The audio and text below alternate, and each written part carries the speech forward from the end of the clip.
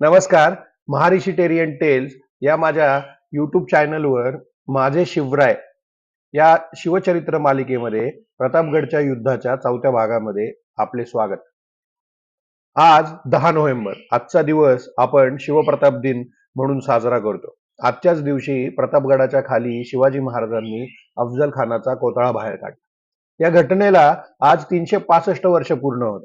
या निमित्त आपण प्रतापगडच्या युद्धाची माहिती घेत आहोत.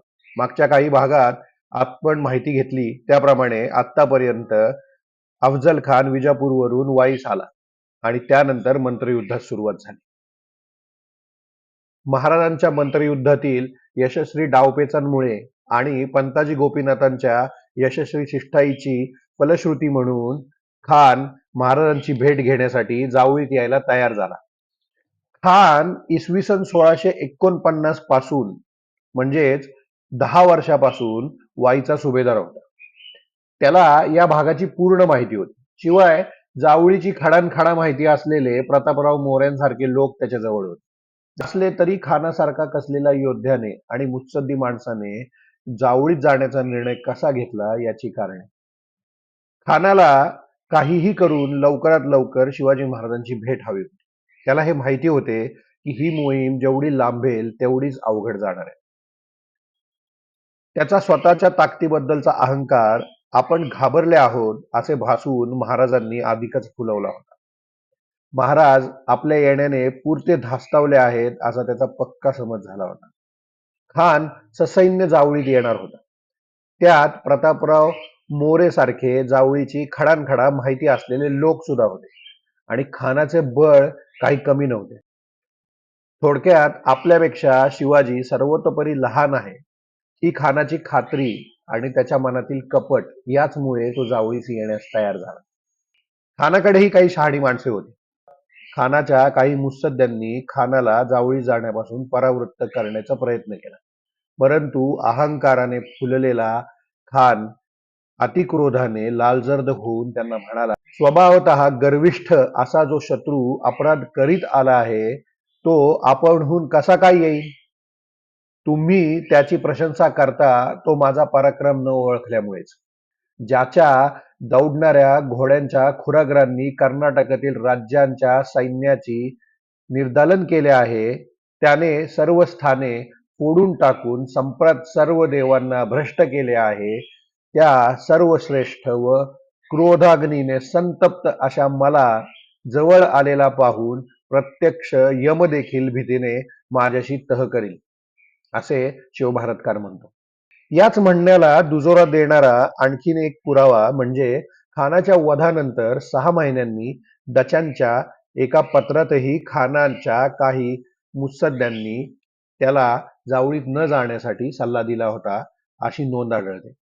पत्रानुसार खानाने रागाच्या भारात सल्ला देणाऱ्यांपैकी एकाचे नाक कापले, एकाला जिवंत पुरून टाकले आणि तिसऱ्याला असे उत्तर दिले, रुस्तमे जमान प्रमाणे मी मोठ्या कुळात जन्मलो नसलो तरी शूरांच्या पद्धतीने चालणारा आहे. पंताजी गोपीनाथांनी घेतलेली 1 महिन्याची मुदत संपल्यानंतर खानाने जावळीकडे कूच करण्याची आज्ञा दिली. खानाचा सरंजाम मोठा होता. खानाने आपल्याबरोबर 12,000च्या फौजा, हत्ती, उंट, घोडे, हलक्या तोफा, दारुगोळा, कापड चोपड, जड जवाहीर आणि 7 लाखाहून अधिकचा खजिना घेतला होता. त्याने तोफांसारखे अवजड सामान आणि आपला जनाना मागेच ठेवला होता. खानाबरोबर त्याचे 2 मुलगे प्रतापराव मोरे, मुसे खान, अंकुश खान, याकूत खान, अंबर खान, हसन खान इत्यादी सरदारही निघाले. विशेष म्हणजे या फौजेत महाराजांचे चुलते म्हणजेच शरीफजी राजे यांचे पुत्र मंबाजी भोसले सुद्धा सामील झाले होते. जावळीचा मुलूक अत्यंत दुर्गम स्थानी वसला होता. एवढा सगळा सरंजाम घेऊन डोंगरदऱ्या पार करताना खानाच्या सैन्याचे अतोनात हाल झाले. हत्ती आपल्या सोंडांनी झाडाचे बुंदे पकडून घसरड्या वाटेवरनं मुंगीच्या पावलाने पुढे सरकू लागले. लोकांचेही अतोनात हाल झाले. या सगळ्या संकटांना तोंड देऊन खानाचे लष्कर आणि खासा खान जावळीत येऊन पोचलाच. जावळीत पोचल्यानंतर खानाला आता जावळी आपल्या हातात आलीच असे वाटू लागले. 8 नोव्हेंबर 1659 रोजी खानाने प्रतापगडाच्या पायथ्याशी सुमारे 1.5 कोसावर असलेल्या पार गावाजवळ कोयनेच्या काठी छावणी टाकली. महाराजांनी पंताजी गोपीनाथांना खानाच्या सामोरे पाठवले. खानाच्या मुक्कामाच्या जागेची, भोजनाची सारी व्यवस्था महाराजांनी अगदी चोख ठेवली, जेणेकरून खानाला कुठेही शंका येऊ नये. खानाला महाराजांच्या भेटीची अतिशय घाई झाली होती. खानाने वकिलांच्या पाठीमागे तगारा लावला की आपण ठरल्याप्रमाणे जावळीत आलो आहोत. आता महाराजांनी लगेचच आपल्या छावणीत येऊन आपली भेट घ्यावी. पण महाराज प्रत्येक पाऊल विचार करून उचलत होते. महाराजांनी छावणीत जाऊन तत्काळ भेट घेण्यास नकार दिला. आणि नकाराचे कारण तेच, आपल्याला खान साहेबांची प्रचंड भीती वाटत आहे. वारंवार निरोप पाठवूनही नकार कायम. शेवटी खान महाराज म्हणेल तिथे भेटीला यायला तयार झाला. महाराजांनी गडावर आपल्या खाशा मुत्सद्द्यांची बैठक बोलवली. सर्वानुमते गडाच्या पायथ्याला एका सोंडेच्या जागी शामियाना बांधून तिथे भेट घ्यावी असे ठरले. महाराजांनी सगळी तपशील अगदी विचारपूर्वक अत्यंत बारकाईने ठरवून पंताजी काकांना खानाकडे बोलणी करण्यास पाठवले. पंताजी काका गडाखाली येऊन खानाला भेटले आणि पुन्हा एकदा महाराज किती घाबरले आहेत, त्यांना खान साहेबांचा किती आदर आहे याची उजळणी झाली. आणि त्यानंतर दोन्ही बाजूंचे वकील एकत्र बसले आणि त्यांनी भेटीचा तपशील ठरवला तो असा. महाराजांनी निवडल्याप्रमाणे भेटीची जागा उभयतांच्या संमतीने प्रतापगडाच्या पायथ्याजवळील एका सोंडेवर ठरवण्यात आली. ही जागा अगदीच पायथ्याला नव्हती, पण थोडा डोंगर चढून यावे लागणार होते. ही जागा मोठ्या हुशारीने ठरवण्यात आली होती. गडावरून ही जागा दिसेल, पण खानाच्या छावणीतून दिसणार नाही याची काळजी घेण्यात आली होती. खानाने आपले सैन्य आहे तिथेच ठेवावे आणि एकट्याने सशस्त्र निघून पालखीत बसून भेटीच्या ठिकाणी यावे. सेवेसाठी 2-3 हुजरे बरोबर असावे. दोघांनीही बरोबर 10-10 अंगरक्षक घेऊन यावे. भेटीच्या वेळी हे अंगरक्षक शामियान्यापासून एका बाणाच्या टप्प्यावर उभे राहतील. म्हणजेच ह्या 10 लोकांपैकी कुणालाही अपाय करू शकणार नाही. महाराजांनी शामियान्यात येऊन खानाची वाट पाहावी व आल्यावर त्याचे स्वागत करावे असेही ठरले. खानाला काहीही करून एकदा का होईना महाराजांची भेट हवी होती. तो त्याचा कार्यभाग तेवढ्यातच संपवणार होता. त्यामुळे तो अगदी उतावीळ झाला होता. त्याला महाराज फक्त एकदा जवळ यायला हवे होते. त्याच्यासाठी त्यांनी सर्व अटी मान्य केल्या. आणि मार्गशीर्ष शुद्ध सप्तमी गुरुवार शके 1581 दिनांक 10 नोव्हेंबर 1659 रोजी दुपारी भेट ठरली. खान साहेबांचा आणि त्याच्या मानकऱ्यांचा योग्य तो सन्मान करण्यासाठी महाराजांना काही हिरे मोतीही खरेदी करायचे होते. त्यासाठी खानाच्या सैन्याबरोबर आलेल्या व्यापाऱ्यांना त्यांनी गडावर बोलून घेतले आणि भरपूर सारी संपत्ती आपल्याच पावलाने चालून गडावर पोचली. भेटीची जागा साफ करून तेथे एक टुमदार शामियाना बनवण्यात आला. शामियाना उत्तम तऱ्हेने सजवला गेला होता. मोत्यांच्या झालरी लावल्या होत्या, वेगवेगळी बाळे लावण्यात आली होती, लोड गाद्या टाकल्या होत्या आणि शामियाना सिद्ध झाला. आता महाराजांनी खानाची कोंडी करायला सुरुवात केली. नकाशात दिसत असल्याप्रमाणे हा प्रतापगडाच्या पायथ्यापाशी हे पारगाव, इथे खानाची छावणी होती आणि ही जावळी. महाराजांनी सरनौबत नेतोजी पालकरांना त्यांच्या तुकडीसह घाट माथ्यावर येण्यास सांगितले. महाराजांनी त्यांना निरोप पाठवला, उद्या खानाचे भेटीस जातो, हत्ते करीतो व गडावर येतो. तेव्हा एकच आवाज गडावरून करीतो, म्हणजेच तोफेचा आवाज. तेव्हा तुम्ही घाटाखाली येऊन खानाच्या लष्करात चालून जाऊन मारामारी करणे. तसेच कोयनेच्या पूर्वेस असलेल्या बोचेघोळीच्या घाटात शिळीमकर यांना ठेवून त्यांना खानाच्या सेनेला घाट चढून न देण्याची कामगिरी सोपवली. गडाच्या नैऋत्येला असलेल्या पारघाटात मोरोपंत पिंगळे, शामराज रांझेकर, त्र्यंबक भास्कर यांना पायदळासाठी ठेवून खानाचे सैन्य कोकणात निसटून न जाऊन देण्याची जबाबदारी देण्यात आली. भेटीच्या वेळी खानाचे सैन्य पार गावातील त्याच्या छावणीतून प्रतापगडावर चालून जाण्याची शक्यता होती. त्यांना रोखण्याची जबाबदारी कान्होजी जेधे आणि बांदल देशमुख यांच्या जमावाकडे देण्यात आली. प्रसंगी त्यांनी निवडक लोकांसह महाराजांच्या मदतीला येण्याच्या सूचनाही करण्यात आल्या. गडाच्या पिछाडीलाही चौक्या लावण्यात आल्या. महाराजांचे सैन्य झाडी कपारीत दडून बसणार होते. तोफेचा आवाज होताच खानाच्या सैन्यावर तुटून पडण्याची आज्ञा महाराजांनी त्यांना दिली होती. अशा रीतीने महाराजांनी खानाच्या सैन्याची पूर्णपणे नाकेबंदी केली होती. खान आता चहूबाजूने वेढला गेला होता. मोठमोठाली झाडे तोडून वाटाही बंद करण्यात आला होता. इकडे खान आपल्या घमेंडीत आणि त्याचे सैन्य शिवाजीच्या विरुद्ध मोहीम न लढता संपणार या खुशीमध्ये चूर झाले होते. बुधवार मावळला, रात्र झाली. महाराजांचे सरदार आपापल्या तुकड्या घेऊन नियोजित जागी गपचूप निघून गेले. या सगळ्या लोकांना दुसऱ्या दिवशी दुपारी होणाऱ्या भेटीपर्यंत कुणाच्याही नजरेत न येता लपून राहायचे होते. सैन्याची व्यूहरचना पूर्ण झाल्यानंतर महाराजांनी स्वतःची तयारी सुरू केली. महाराजांनी सवाल टाकला, भेटीला कैसे जावे. त्यांच्या लोकांनी त्यांना सांगितले, शिवबा अंग सील करा, म्हणजेच चिलखत घाला. महाराजांनी आपली वेशभूषा अगदी विचारपूर्वक ठरवली. शेवटी गुरुवारचा दिवस उजाडला. महाराजांनी महादेवाची नित्यपूजा करून दानधर्मही आटोपला. तुळजाभवानीचे चिंतन केले, थोडेसे जेवण घेतले आणि त्यानंतर निघायची तयारी सुरुवात झाली. महाराजांनी अंगात जाळीदार चिलखत घातले, त्यावर जरीचा अंगरखा घातला.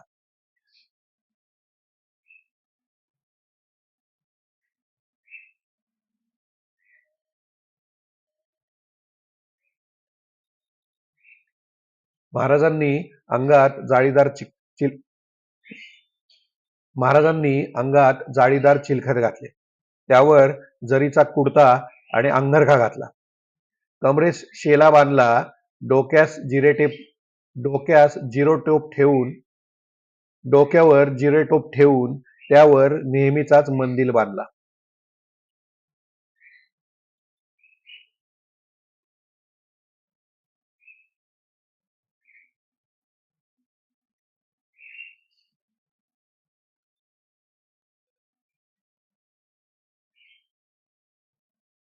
एक छोटासा बिचवा त्यांनी आपल्या हातामध्ये खोवला आणि वाघ नखेही आपल्या बरोबर घेतली. महाराजांचा पोशाख सफेद रंगाचा होता, त्यावर केशराचा शिडकाव करण्यात आला होता. महाराजांनी आपली तलवार पट्टा धारण केला आणि डाव्या हाताच्या आस्तीनीत बिचवा लपून ठेवला होता. वाघनखे पंजात लपवली.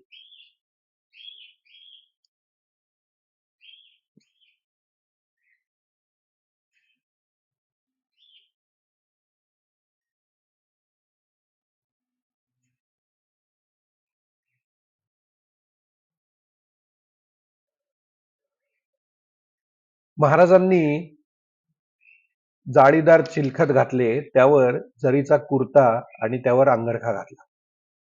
कमरेस शेला बांधला. डोक्यास जिरेटोप घालून त्यावर नेहमीचाच मंदिल बांधला. त्यावर मोत्याचा तुरा खोवला. महाराजांचा पोशाख सफेद रंगाचा होता आणि त्यावर रंगाचा शिडकाव केला होता. महाराजांनी आपली तलवार पट्टा धारण केला. डाव्या हाताच्या आस्तनीमध्ये बिचवा लपवला. वाघनखे पंजात लपवली. आरशात मुखावलोकन करून महाराजांनी ब्रह्मवृंदाचा आशीर्वाद घेतला. महाराज साहेबांचे आणि मा साहेबांचे स्मरण केले. आता महाराजांची निघायची तयारी पूर्ण झाली होती. यावेळी दुपारी 1 वाजून गेला असावा. इकडे पंताजी काका खानाला घेण्यासाठी त्याच्या छावणीत गेले होते. खानाची ही तयारी पूर्ण झाली होती. खानाने नेहमीचाच आपला दरबारी पोशाख घातला होता. चिलखत मात्र त्याने घातले नव्हते. आपल्या आस्तनीत त्याने एक काट्यार लपवली होती आणि कमरेस एक तलवार बांधली होती. खान पालखीत बसून निघाला आणि त्याच्या मागोमाग सुमारे 1,500 बंदूकधारी हाशम तसेच मोठमोठे धारकरीही सैन्य चालू लागले. पंताजी काका तेथेच होते. ते खानाकडे गेले. त्यांनी हाशमांच्या येण्यावर आक्षेप घेतला. ते म्हणाले, इतका जमाव घेऊन गेल्यास राजा दहशत खाईल, माघारी गडावर जाईल, भेट होणार नाही. शिवाजी त्यास इतका सामान काय करायचा? पंताजी काकांनी भेट होणार नाही म्हटल्यावर खानाचा नाईलाज झाला. त्याने जमाव दूर केला. ठरल्याप्रमाणे वकील आणि 10 अंगरक्षक घेऊन पंताजींसह भेटीच्या ठिकाणी खान निघाला. शिवभारतामध्ये खानाच्या या 10 पैकी 6 जणांची नावे सापडतात. त्यामध्ये बडा सय्यद, ज्याला आपण सय्यद बंडा म्हणून ओळखतो, अब्दुल सय्यद, पहिलवान खान, रहीम खान, पिलाजी मोहिते आणि शंकराजी मोहिते हे लोक आढळतात. याशिवाय 4 जण आणखीही होते, पण त्यांची नावे आपल्याला कळत नाही. आता खान शामियान्यात दाखल झाला. शामियाना इतका वैभवशाली होता की खानाचे डोळे दिपून गेले. तो पंताजींना म्हणाला, असा सामान तर पातशाही जवळही नाही. पंताजी लगेच उत्तरले, पातशाहीचा माल पातशाहीच्याच घरी जाईल, त्याची इतक्या तसवीज काय? पंताजींनी खानाला सदरेवर बसवले आणि ते स्वतःही तिथेच थांबले. त्यांनी जासुदाला महाराजांना बोलवण्यासाठी रवाना केले. शामियान्यात आता खान, पंताजी काका आणि बडा सय्यद एवढेच उरले होते. बाकीचे अंगरक्षक ठरल्याप्रमाणे एका बाणाच्या टप्प्यावर जाऊन थांबले होते. खान शामियान्यात पोहोचल्याची खबर मिळाल्यानंतर महाराज भेटीसाठी निघाले. महाराजांच्या बरोबर ठरल्याप्रमाणे 10 अंगरक्षक निघाले.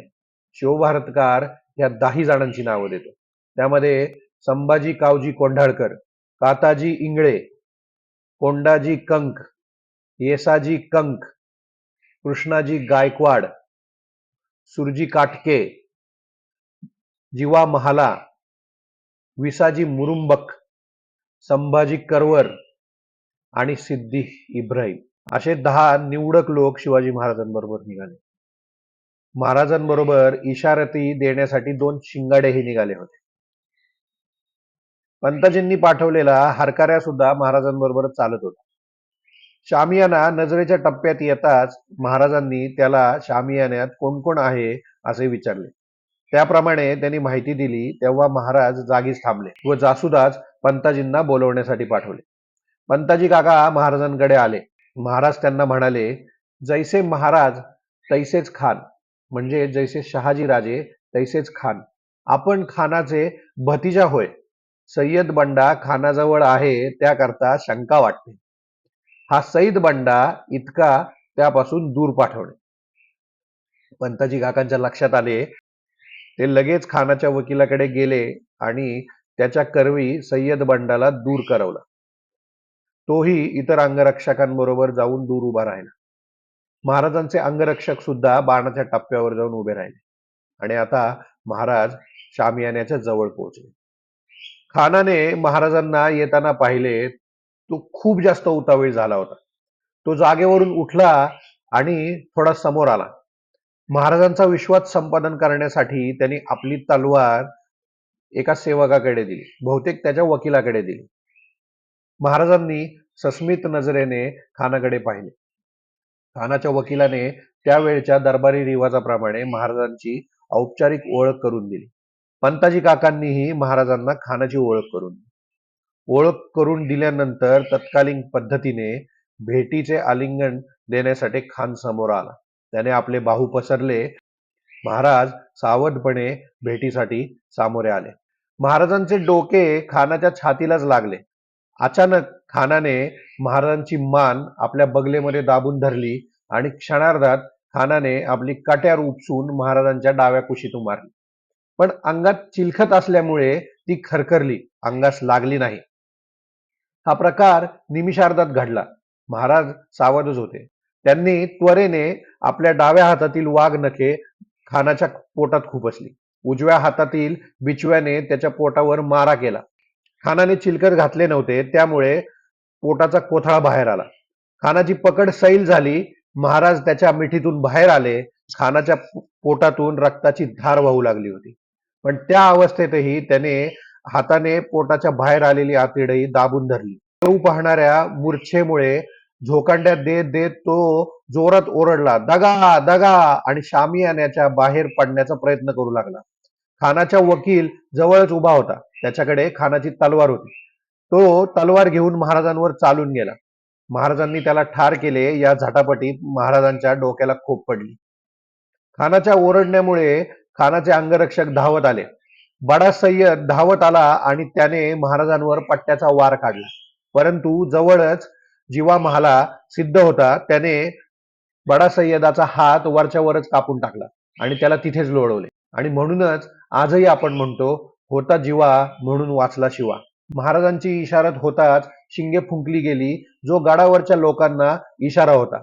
इशारा मिळताच गडावरून तोफा धडाडू लागल्या. शामियान्याच्या आत आणि बाहेर एकच गोंधळ माजला होता. आता कापाकापी सुरू झाली.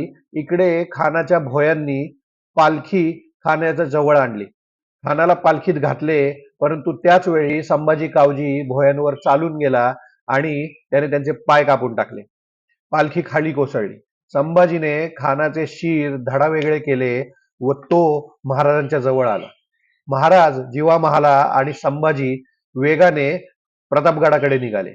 भेटीच्या शामियान्याजवळ अंगरक्षकांमध्ये जी हातगाई जुंपली होती, त्यात खानाचे सगळे अंगरक्षक मारले गेले.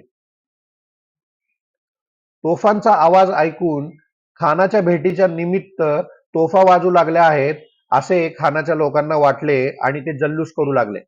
परंतु अचानक झाडाझुडपांमध्ये लपलेले महाराजांचे सैनिक त्यांच्यावर तुटून पडले. कमळोजी साळुंके, येसाजी कंक, तानाजी मालुसरे, कोंडाजी वरखड, रामजी पांगेरा, जेधे, शिळीमकर, काकडे, मोरोपंत, त्र्यंबक भास्कर, बाबाजी भोसले, श्यामराज पंत आदी सरदारांनी आपल्या पथकांच्या सह खानाच्या सैन्याची कत्तल सुरू केली. या वेळेपर्यंत भेटीमध्ये काय झाले हे कुणालाच माहिती नव्हते आणि त्यामुळे महाराजांच्या लोकांचा राग अगदी अनावर झाला होता. आणि तेवढ्यात खान मारला गेला ही खबर मिळाली. आता खानाच्या सैन्याचे अवसान गळून गेले होते. ते वाट फुटेल तिकडे पळू लागले, पण जिकडे तिकडे मराठेच समोर येत होते. अशा परिस्थितीतही मुसे खान, याकूत खान, हसन खान, अंकुश खान, फाजल खान यांनी काही काळ झुंज देण्याचा प्रयत्न केला, पण खानाची फौज कोंडली गेली होती आणि त्यामुळे कुणाचेच काही चाले ना. संध्याकाळपर्यंत घनघोर युद्ध चालू होते. खानाचे असंख्य सैनिक कापले गेले. मुसे खानाचा पराभव झाला. शस्त्रहीन मुसे खान युद्धापासून विनमुख झाला. पाठोपाठ याकूत खान, हसन खान, अंकुश खान व फाजल खानही पळत सुटले. अंधाराचा फायदा घेऊन ते निसटले, परंतु मुसे खानाचा घोडा मारला गेला होता. अंकुश खानाची पायताने हरवली होती, तर फाजल खानाला तलवारीचा फटका बसल्यामुळे त्याच्या पायाला चिरगोटे बांधली होती. अशा दयनीय आणि केविलवाण्या परिस्थितीमध्ये हे सरदार जंगलात वाट फुटेल तिकडे निघू लागले. घनदाट जंगल, डोंगरी भाग आणि अंधार यामुळे सगळेच रडकुंडीला आले होते. काट्याकुट्यांमध्ये सगळे अंग रक्ताने माखले होते. गुडघे, कोपरे कोपरे फुटले होते. अशा परिस्थितीत फिरत असताना त्यांना 2 माणसांबरोबर पळून जाणारा प्रतापराव मोरे भेटला. प्रतापराव मोरेने त्यांना वाईपर्यंत सुखरूप पोहोचवले. न भूतो न भविष्यती अशा झालेल्या या युद्धामध्ये खानाचे उरलेले सैन्य मराठ्यांनी कैद केले. शिवाय 65 हत्ती, 4000 घोडे, 1200 उंट, शिवाय बराच तोफा, 3 लक्षाचे जड जवाईर, 7 लक्ष नगद मोहरा, कापड चोपड आणि बरेचसे सामान महाराजांच्या हाती पडले. अफजल खानाचा वध ही मराठ्यांच्या इतिहासातील एक अनन्यसाधारण घटना आहे. अफजल खानासारख्या क्रूर कर्म्या ताकदवान माणसाला एकांगी लढतीमध्ये शिवाजी महाराजांनी लोळवले. यामुळे शिवाजी महाराजांची ख्याती अख्ख्या जगामध्ये पसरली. याच नंतर पोर्तुगीज, इंग्रज, डच हे महाराजांची विशेष दखल घेताना दिसून येतात. त्यांच्या कागदपत्रांमध्ये शिवाजी महाराजांचे उल्लेख अगदी गडदपणे दिसून येतात. इतिहासाला कलाटणी देणारी ही घटना आजच्या दिवशीच घडली. मी तुमच्या सगळ्यांना शिवप्रताप दिनाच्या शुभेच्छा देतो आणि आज आपण इथेच थांबूया. जय महाराष्ट्र, जय शिवराय.